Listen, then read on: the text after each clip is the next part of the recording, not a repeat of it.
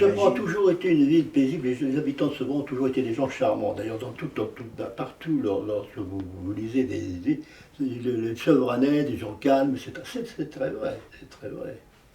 Bon, c'était tout en ferme. Tous les fermiers du coin, il y avait les Hamelins, il y avait les Nanceaux, etc. Vous alliez à Louvres, etc., c'est toujours les mêmes familles. Hein. Puis là, il y avait les Aubry, sur Sevran, les Nanceaux, et tout ça, il y avait des mariages entre eux. Comme des grands seigneurs. Voilà.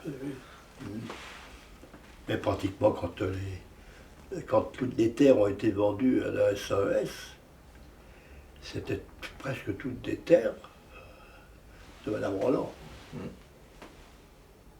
C'était vraiment des très très grosses fortunes. C'était pas la campagne. Il y avait une moitié du territoire qui était en lotissement et puis l'autre moitié qui était en culture, oui. Mais c'était pas vraiment la campagne. La poudrerie était encore en service, Westinghouse était en pleine activité, Kodak était en pleine activité, donc c'était pas vraiment la campagne, c'était une ville à la campagne, quoi. Il y avait les usines et puis on sortait de l'usine, on allait dans son pavillon et puis si on faisait 50 mètres de plus, on avait les champs.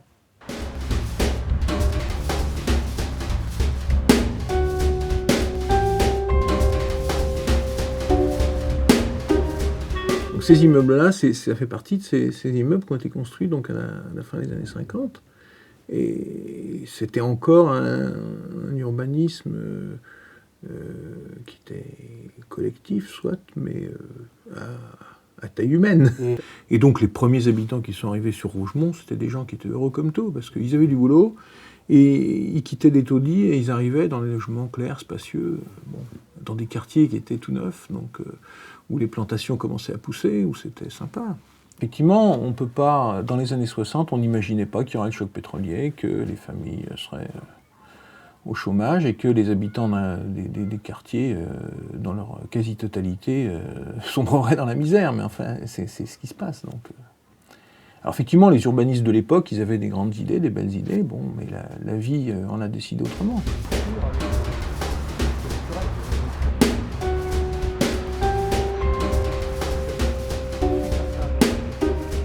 Quand on a construit des tours, on a pensé qu'on allait rentabiliser l'espace, que les gens allaient vivre en harmonie.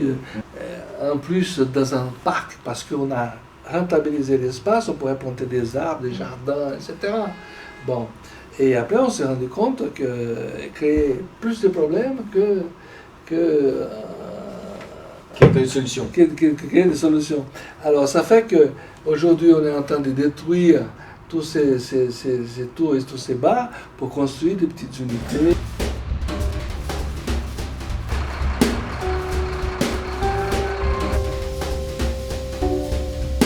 Si on veut, c'est un massacre. C'est un peu l'idée des vieux Sevranais qui vivaient tranquilles dans une ville équilibrée où il y avait de l'emploi, où il y avait de la campagne, il y avait pas de parc puisque la poudrerie était en activité, mais il y avait de la verdure, il y avait de l'agriculture, il y avait tout. C'était une ville équilibrée. La mutation depuis 60, c'est tellement des grands ensembles que vous n'en voyez pas le détail. Mais il est certain qu'il faut tirer un coup de chapeau à toutes les municipalités qui se sont succédées à Sevran. Car en réalité, le drame de Sevran, c'est qu'il n'y avait aucun revenu pour gérer les constructions, pour gérer les écoles, etc. Il n'y avait rien à ça. Moi, ça m'a choqué tout de suite. C'est justement cette fracture qui existe en ville entre les quartiers d'habitat collectif et le tissu pavillonnaire. On a quand même construit une ville où on sent qu'on a vraiment posé les quartiers d'habitat collectif sans lien, sans transition urbanistique avec le tissu pavillonnaire qui crée justement de l'en commun et une ville commune. Là, on a vraiment des quartiers qui sont en dehors de la ville. Quand je vois à Rougemont, où il y avait les parkings semi-enterrés qui entouraient le quartier, avec une route pour rentrer, une route pour sortir, 8000 habitants au milieu, il y a quand même un esprit château fort et un vrai problème qui se pose là-dessus. Le vrai souci aussi, c'est l'équilibre, comparé à d'autres métropoles dans le monde, c'est l'équilibre entre l'Est et l'Ouest de Paris. Parce que bon, on avait les industries à l'est, liées à l'histoire, aux histoires de... On met les usines à l'est de Paris pour pas que les vents aillent sur Paris avec les fumées d'usines, etc. Sauf que de faire ça, ça a complètement déstabilisé l'Île-de-France, quoi. Et donc aujourd'hui, pourquoi on a beaucoup de précaires? C'est parce que les usines étaient ici, qu'après il y a eu l'évolution économique et industrielle, et qui fait qu'aujourd'hui on est dans des zones de précarité. Et en même temps, c'est là où il y a l'habitat social et l'habitat qui permet aux gens les plus humbles de pouvoir se loger. Et en même temps, tout ce travail-là, depuis 30 ans, alors que la crise, ça fait quand même, c'est pas d'aujourd'hui, on aurait pu aussi rééquilibrer avec l'Ouest. C'est-à-dire qu'on n'a même pas vu l'échec d'hier, et que le politique est tout à fait impuissant. Quand je dis le politique doit faire de la politique, c'est aussi repenser ça.